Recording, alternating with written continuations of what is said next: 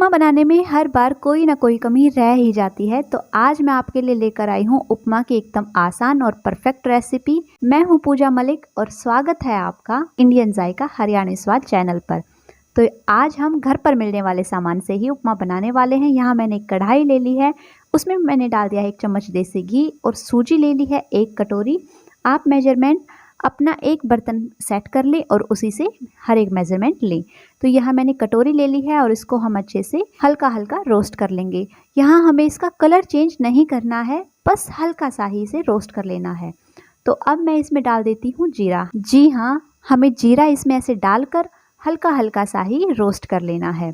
देखिए अब इसका कलर चेंज नहीं हुआ है। हमने बंद करके इसे एक थाली में निकाल लिया है और इसको अच्छे से फैलाकर ठंडा होने के लिए छोड़ देंगे और अपनी उपमा की तैयारी शुरू करते हैं। तो मैंने उसी कढ़ाई में 3 से 4 चम्मच देसी घी ले लिया है। मैंने यहाँ कच्ची मूंगफली और कुछ काजू भी ले लिए हैं। हम इन्हें हल्का हल्का रोस्ट कर लेंगे। अगर हम इन्हें बाकी चीज़ों के साथ भूनेंगे तो इनका टेस्ट जो है वो कड़वा हो जाएगा। तो इन्हें भून कर आप इन्हें अलग से निकाल लें। और फिर मैंने डाल दी है इसमें मस्टर्ड सीड्स, साथ में डाल दिए हैं तेज पत्ता और चने की दाल।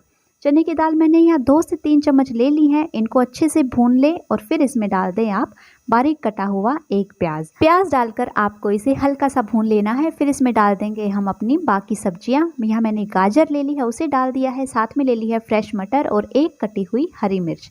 इन्हें भी हम डालकर अच्छे से फ्राई कर लेंगे। साथ ही में मैंने ले लिया है 1 इंच अदरक का टुकड़ा घिसा हुआ और थोड़ा नमक डालकर इनको अच्छे से पका लेंगे। ये देखिए सब्जियों को पकते हुए 3 से 4 मिनट हो चुकी हैं। तो अब मैंने उसी कटोरी से जिससे सूजी नापी थी ना, उसी कटोरी से सूजी का 4 गुना, मैंने 1 कटोरी सूजी ली थी, यहाँ मैं 4 कटोरी पानी ऐड कर दूंगी और पानी को बॉईल होने के लिए छोड़ दूंगी। तो ये देखिए अब हमारा जो पानी है वो बॉईल होना शुरू हो गया है और यहाँ हमारा पानी अच्छे से बॉईल हो चुका है। पानी बॉईल होने के बाद जो हमने सूजी भून कर रखी थी ना, उसको इसमें थोड़ा थोड़ा ऐड करते जाएं और साथ में मिक्स भी करते जाएं। अगर आपसे ऐसे लम्प्स बन रहे हैं तो आप गैस को बंद कर सकते हैं और फिर इसको ऐड करके बाद में आप गैस ऑन कर सकते हैं।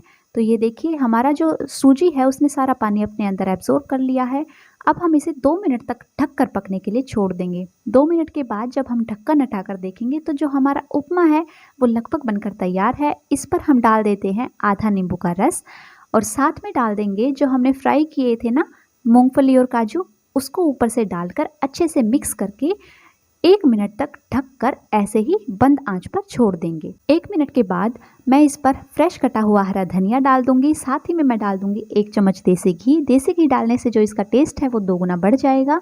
आप चाहें तो इसको स्किप कर सकते हैं। फिर मैं बंद आंच पर ही इसको रख दूंगी ढककर। 1 मिनट के बाद फिर से इसे अच्छे से मिक्स कर लेंगे। तो उपमा बनकर हमारा तैयार है। अब हम इसे एक बाउल में निकाल लेंगे। बाउल में निकालने के बाद मैं इसे प्रेस करके अच्छे से नीचे तक फिल कर दूंगी।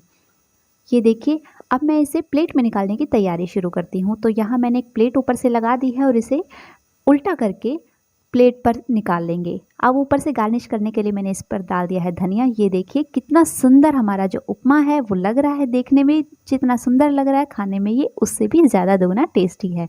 तो आप भी इस रेसिपी को अपने घर पर ज़रूर ट्राई कीजिएगा और नीचे मुझे कमेंट करके ज़रूर बताइएगा कि आपकी रेसिपी कैसी बनी। अगर आपको मेरी ये वीडियो पसंद आई है तो वीडियो को लाइक कीजिए, शेयर कीजिए, साथ ही चैनल को सब्सक्राइब करना ना भूलें। Thanks for watching.